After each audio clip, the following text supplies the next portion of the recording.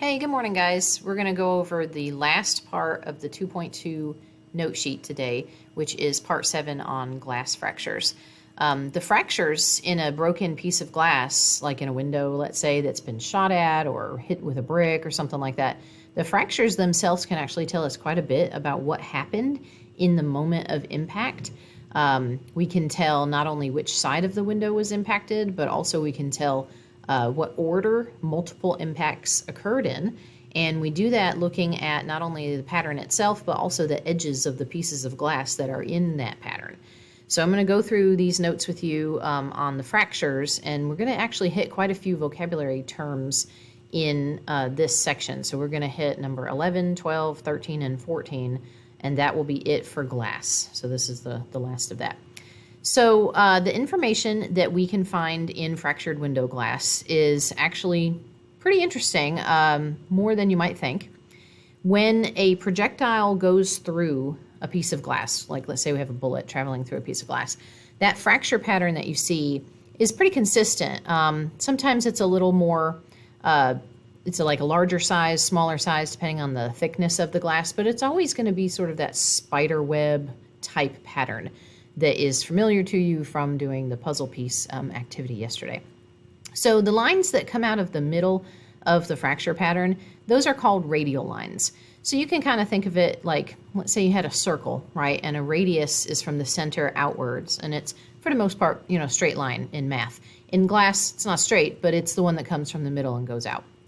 Circular lines that go around the point of impact are concentric fractures, and you can remember that because, you know, it's like a circle, concentric, right, center, that kind of thing. So those are two terms that you must know. Radial is the straight lines coming out of the middle, and concentric are the more circular ones that come out, that kind of surround the middle. So here is what a typical broken piece of glass looks like, and you can see that the concentric lines are circling the point of impact. The point of impact was right about there. And then you have, you know, this chunk of glass missing, but you can really see quite a few radial lines all throughout this broken piece of glass. Now, this glass is rather dirty on this side, so if we were to try to piece this together, if we felt like that was necessary, we certainly could use the dirt to help us with that. This particular set of concentric lines is very close together, so it's going to make some very small pieces of glass. So as I said, the dirt would, of course, help us to determine which side of the glass, if it fell out, you know, which side was outside versus inside. If you are looking at bullet holes, you can look for gunpowder as well, that kind of thing. When a bullet goes through glass, which is typically what we're looking at in a lot of broken glass patterns, you're going to find that the thickness of the glass will actually show a difference on either side. So when the bullet impacts the glass, let's say this is the side of impact, this side will actually have a smaller hole than the exit side on the other side. So it makes sort of a cone-like shape, the bullet, as it travels through the glass. It takes the pieces of glass with it and leaves a wider hole on the exit side. So you can see small hole here on the front and larger hole here on the back. Again, these would be your radial lines coming out from the center, and then you have your concentrics kind of going around the center. Now, at some point, you either are going to have some glass that's very thin, or you're not really going to have a huge, obvious exit side, entry side, depending on the thickness of the glass. So it's not always going to be available as a piece of information. Your direction of impact, if it's not obvious from the bullet hole itself, can also be determined by looking at the radial and concentric fracture lines.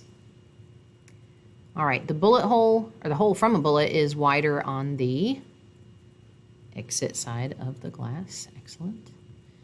And draw an arrow pointing to a radial line. So you have this little picture on your note sheet. You can pick any radial line you would like.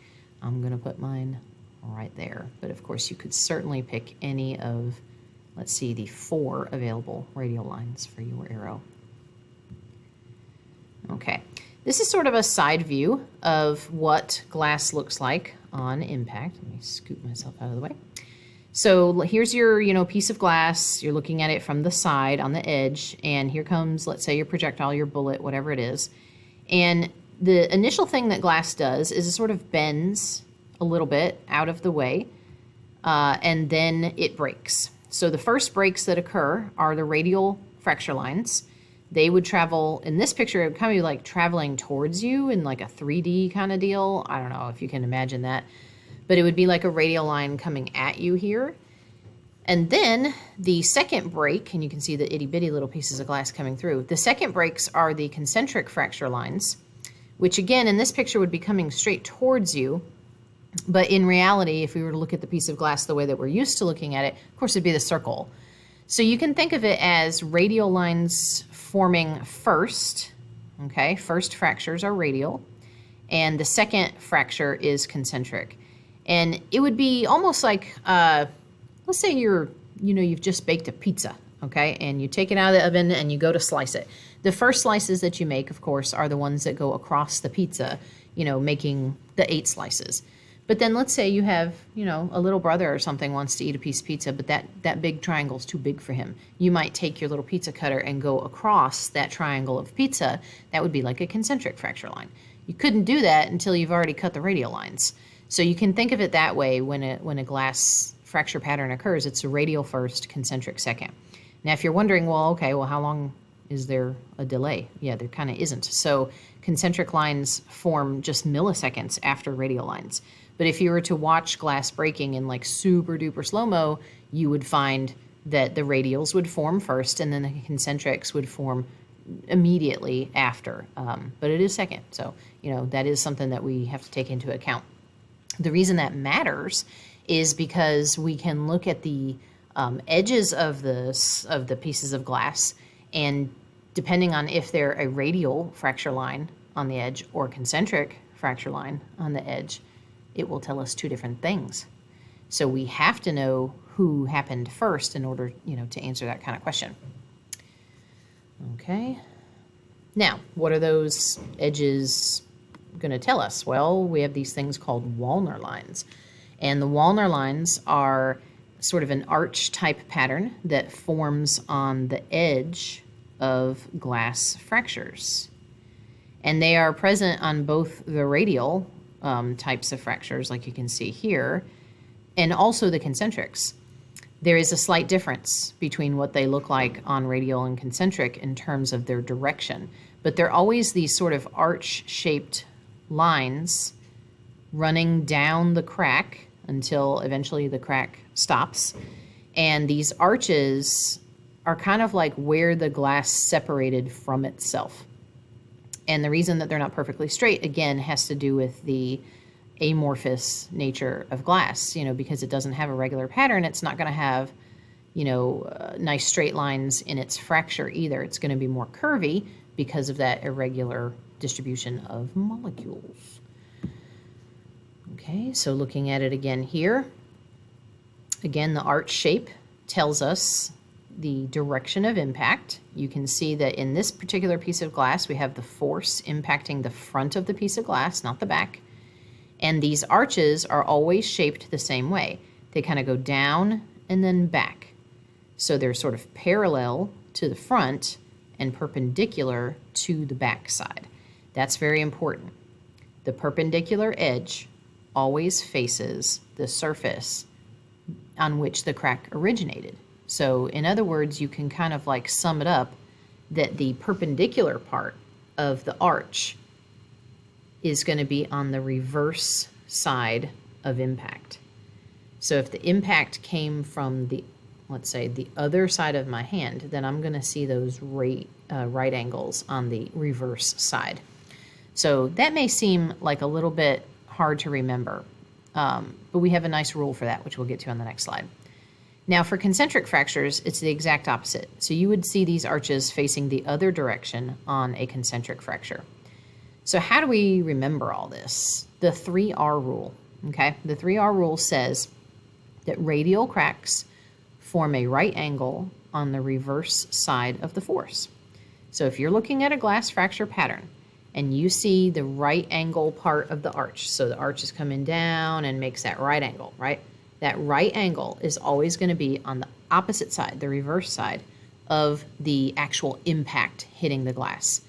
So if you were dealing with, I don't know, burglary type situation, and somebody threw a rock through a window and you're looking at the cracks of the remaining portion of the window, you want to know, did somebody stage this burglary or is it real?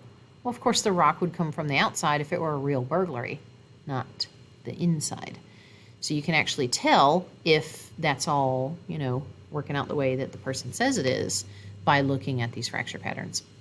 So if you know your 3R rule, radial cracks form a right angle on the reverse side of the force, then you can also know what concentric cracks do, because all you have to remember is that it's the opposite. They would be on the same side. That's all you have to remember. Now, sometimes you don't have radial and concentric fracture lines forming nicely when you deal with special types of glass. So remember that yesterday we talked about tempered glass, and tempered glass doesn't break into that spiderweb type pattern. It dices into little squares. So can't really use that rule with tempered glass, unfortunately. Okay, now let's say we have more than one bullet impact on a piece of glass, and we want to figure out, which one hit first. So here's a nice little diagram that kind of shows us, let me scoop myself up here, shows us two fractures, and we're going to figure out which one hit the glass first and which one hit the glass second. So the rule is a fracture always terminates at an existing line of fracture. So I want you to follow this one going from the center of fracture B and then hitting fracture A. Now that's not the greatest drawing right here because it goes a little too far. This one is good too, hits there.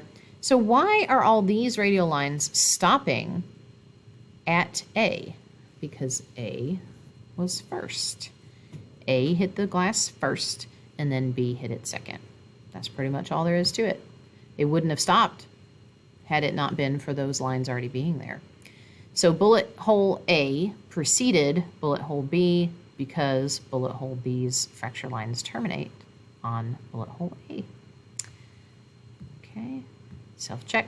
The left or right side of this radial fracture was impacted. The correct answer is the left. So in other words, our bullet came in from the left, hit this glass, and these Wallner lines, this is what they really look like, have these right angles on the reverse side. 3R rule.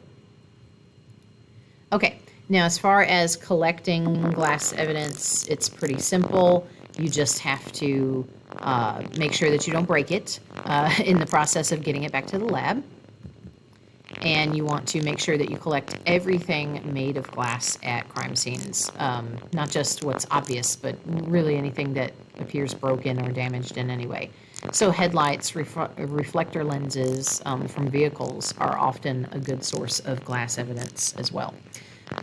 Filaments inside of your headlight. Did you know that it's illegal to not drive with your headlights on at night? We can tell if you get into an accident if you caused it by the absence of headlights by looking at the filament. The filament gets extremely hot. The oxygen getting into the bulb at the moment of breakage would cause sort of like a rust to form on the outside of it. So if your headlights weren't on and the filament wasn't hot, we would know because there would be no rust. Now you can look for dirt, paint, and grease to figure out exterior, interior surfaces, and of course you need your standard sample. The standard sample should be taken close to the fracture area, but not within the fracture area, and you only need about 1 square inch of sample glass because you only need a tiny bit to do the comparisons. And of course you need a solid container. Now, if you have shoes and clothing of a suspect to analyze, of course, those should be wrapped in paper and separately. And one more question. A druggist fold would be a good container for glass evidence. No, it is not, stiff enough for that. You need a solid container. You can't use a little envelope for that. Okay, that's it. So today you're going to finish up your fun sheet from yesterday and any other, Unit 2 stuff you need to do. I'm about to run out of time here, so I'm going to let you go. If you need help, please join me during the Zoom today for your class period. Bye, guys.